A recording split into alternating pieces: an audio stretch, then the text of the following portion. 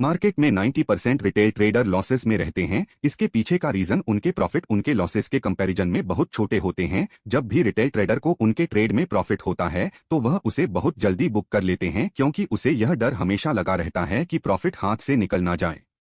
इसके ऑपोजिट अगर उसे किसी ट्रेड में लॉस हो रहा हो तो वह उस लॉसिंग ट्रेड को जल्दी क्लोज नहीं करता और होप करता है कि मार्केट एक बार उसके फेवर में आ जाएगा तो वह छोटे मोटे प्रॉफिट या कॉस्ट के आसपास ट्रेड से निकल जाएगा। रिटेल ट्रेडर की ट्रेड मेंटालिटी को हम एक एग्जाम्पल के थ्रू समझते हैं।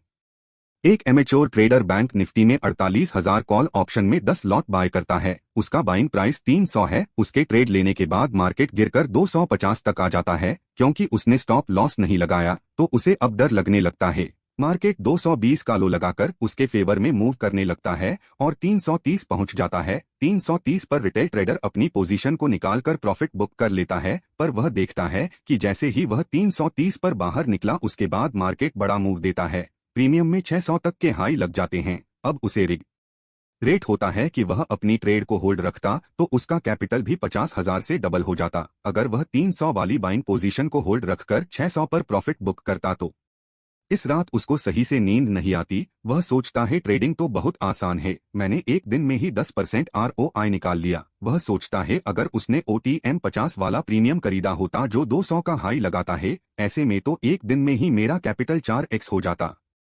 एक्सिट MENT के कारण इस रात वह सो नहीं पाता।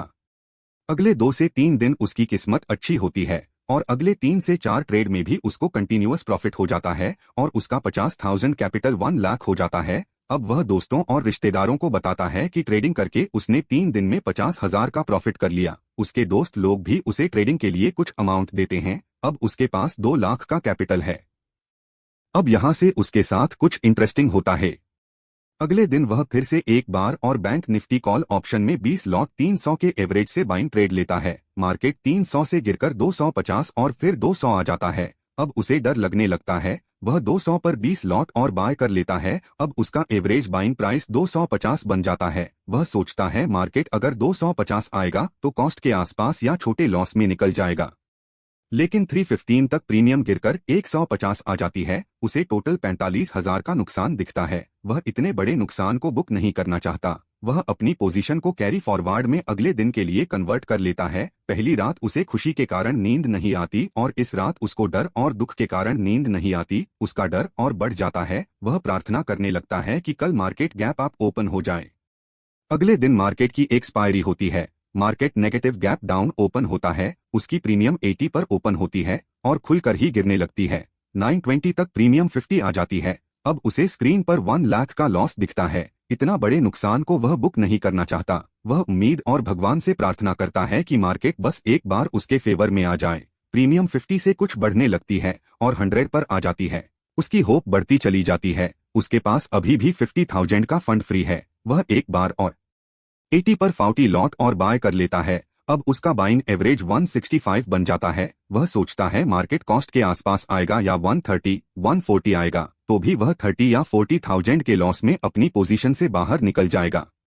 उसकी इस पोजीशन के कारण उसका अपने काम और जॉब पर भी मन नहीं लगता। उसकी निगाहें उसकी पोजीशन से एक सेकंड के लिए भी नहीं हटती।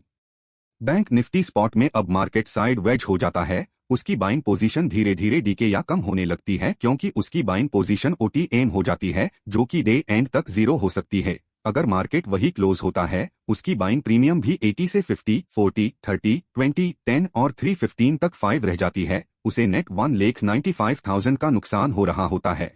जब प्रीमियम 5 चल रही होती है तब भी वह ट्रेड से एग्जिट नहीं होता। सोचता है कि 5 पॉइंट बचाकर भी क्या ही कर लूंगा। प्रीमियम 0 होने तक भी वह होप करता है कि काश मार्केट उसके फेवर में चला जाए, लेकिन डे एंड तक प्रीमियम 0 हो जाती है। अगले दिन डीमैट -2,000 चला जाता है जो कि टैक्स एंड ब्रोकरेज होता है। अब आप समझ पा रहे होंगे कि किस तरह रिटेल ट्रेडर छोटे छोटे 4-5 प्रॉफिटेबल ट्रेड से अपनी 50,000 कैपिटल को 1 लाख तक ले जाता है। लेकिन जब उसको लॉस होता है तो वह छोटे लॉस में अपनी पोजीशन से बाहर नहीं निकलता और ना ही स्टॉप लॉस लगाता है। बहुत से रिटेल ट्रेडर स्टॉप लॉस लगाते भी हैं, तो जब मार्केट उनके स्टॉप लॉस के आसपास आता है तो स्टॉप लॉस हटा देते हैं और अपने लूसिंग ट्रेड को या तो नीचे से गलत तरीके से एवरेज करते हैं या लॉस वाले ट्रेड को अगले दिन के लिए होल्ड कर लेते हैं।